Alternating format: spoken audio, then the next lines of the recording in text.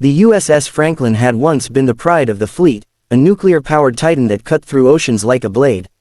But now, she sat quietly at dry dock in Norfolk, Virginia, retired and rotting. The Navy's attempt to restore her for museum use was a mess.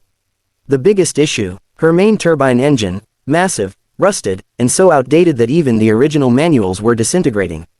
The best modern engineers, equipped with AI diagnostic tools, robotic scanners, and simulations, had thrown up their hands.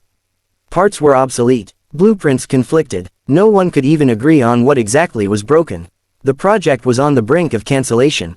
During a tense operations meeting, an old chief petty officer muttered half-jokingly, "Only one person alive could talk that engine into spinning again, Maggie Holt." Admiral Pierce, who was overseeing the restoration, frowned. "Who?" The room quieted. A few older officers exchanged knowing glances. Someone pulled an old file from archives, thick with grease-smudged pages and performance reviews. Maggie Holt, an engineering genius, one-time Navy prodigy, and also one of the most difficult personalities to ever step into a naval shipyard. She'd redesigned pump systems at 23, saved a carrier from engine failure at 25, and then, after a massive fallout with a senior commander, vanished from the Navy without a word. She hadn't been heard from in over a decade. Admiral Pierce gave a curt nod. "Find her." 2 officers were dispatched to Pensacola, Florida. There, in a cluttered, sea salt-stained garage, they found her under a 1972 Triumph motorcycle, legs sticking out, sparks flying from an angle grinder. She didn't stop working as they introduced themselves. "So, let me get this straight," she said, climbing out with a smirk and wiping her hands. "The Navy's Frankenstein engine finally choked, and now you want the dropout to play doctor." "We're asking for your expertise, Ms. Holt," the officer said carefully. "The Admiral himself is requesting you." She narrowed her eyes. Requesting, or desperate. The following week, Maggie walked into Norfolk dry dock in a worn bomber jacket and steel-toed boots, looking nothing like the naval engineers in their crisp uniforms. She ignored the whispers and pointing. Her eyes were locked on the massive steel hull of the Franklin. As she entered the ship's dark, quiet engine room, something lit in her eyes, like meeting an old lover after years apart. "This girl's been crying for help," she muttered, placing her palm on the turbine casing. "And you idiots handed her an iPad." Instead of giving orders or pulling blueprints, she asked for solitude. No AI interfaces, no assistants, just a basic welder, her hand tools, a lathe, and access to the base's scrap inventory. The Navy was baffled. Within hours, she had parts strewn across the floor like puzzle pieces. She took out what modern tech had installed and replaced it with handcrafted components that fit exactly, sometimes filing them down by feel alone. She used old notebooks filled with calculations written in ink, some dating back to her time as an apprentice. When asked what her method was, she only said, "You listen to the engine." Not the algorithm. Word spread fast. Officers passed by for a glance. Enlisted men shared whispered stories about the mysterious woman who talked to machines like they were human. She cursed at malfunctioning pumps like old war buddies and coaxed jammed rotors into turning with a whisper and a well-placed wrench. After 5 straight days and nights in the engine room, she called for a systems test. "Are you sure?" a technician asked, staring at the Frankenstein machine she had rebuilt from near scrap. Maggie just nodded. "Turn her on." When the switch flipped, the sound that followed sent shockwaves through the base. At first, a deep groan. Then a powerful hum. Then a roar as the turbine spun faster, each component sinking like a heartbeat restored.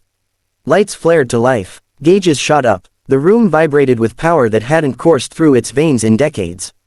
The Admiral came sprinting down the hallway with other top brass close behind. When they entered the engine room, their jaws dropped. The USS Franklin's core was alive. Maggie stood off to the side, wiping her hands and sipping cold coffee. How is this possible?"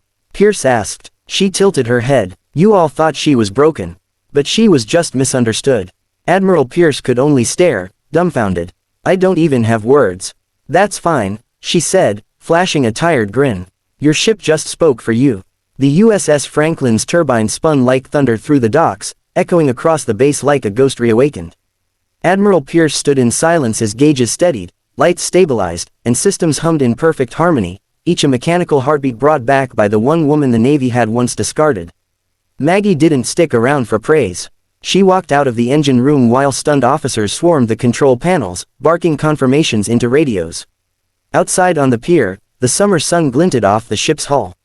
She pulled out a cigarette she didn't light, just letting it sit between her lips while she leaned on the rail. Minutes later, Admiral Pierce found her staring out at the horizon. "You disappeared for a long time," he said. "I didn't disappear," she replied. "You just stopped looking." He sighed. "Why didn't you ever come back?" She turned to him with sharp eyes. "You think I left the Navy?" "No, sir. The Navy left me. I was a problem because I spoke up, challenged outdated systems, worked differently. I didn't fit into the mold." Pierce didn't argue. He knew she was right. Years ago, when Maggie had proposed radical changes to cooling systems on Nimitz-class carriers, her recommendations were buried. Her superiors called her insubordinate, even though her designs saved fuel, reduced maintenance costs, and prevented two major failures after she left. "Things are different now," he said. "We're trying to do better." She looked at him with something between pity and amusement. "You still needed a miracle to call me. Not change." Back at HQ, the Pentagon caught wind of her resurrection act. The story was too good.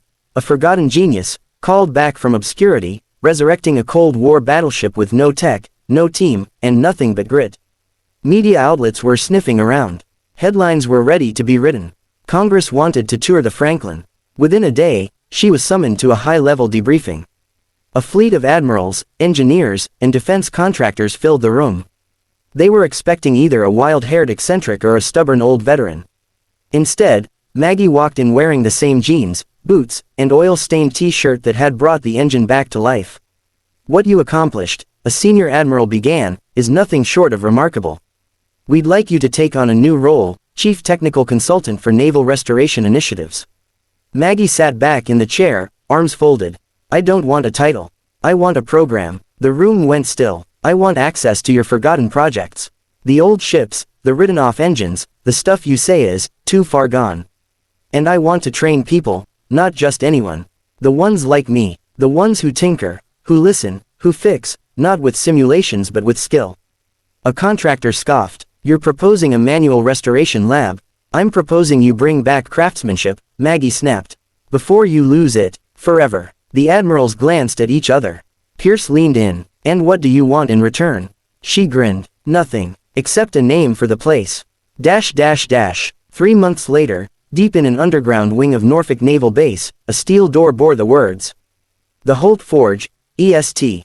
2025. Inside, a new generation of Navy engineers trained with their hands, no screens, no AI prompts. Just tools, blueprints, and guidance from Maggie Holt herself. They learned how to feel vibrations in steel, how to decode engine murmurs, how to interpret heat patterns without relying on infrared cams. It was engineering the old way, and somehow, it was revolutionary." Maggie's legend grew. Documentaries were made. She refused interviews. A Pentagon official called her a national treasure in a grease-stained hoodie. Admiral Pierce, visiting the forge one day, watched as Holt corrected a young apprentice's weld by placing her hand directly on the steel and saying, "Listen to the tension, it's whispering where it wants to bend." He smiled. "You still don't want your job back?" She smirked. "I already have it. I just rewrote what it means." Out on the pier, the USS Franklin stood taller now, reborn not by machines, but by memory, instinct, and one woman who reminded the Navy that brilliance doesn't always follow protocol. Sometimes, it wears combat boots, speaks its mind, and carries a wrench.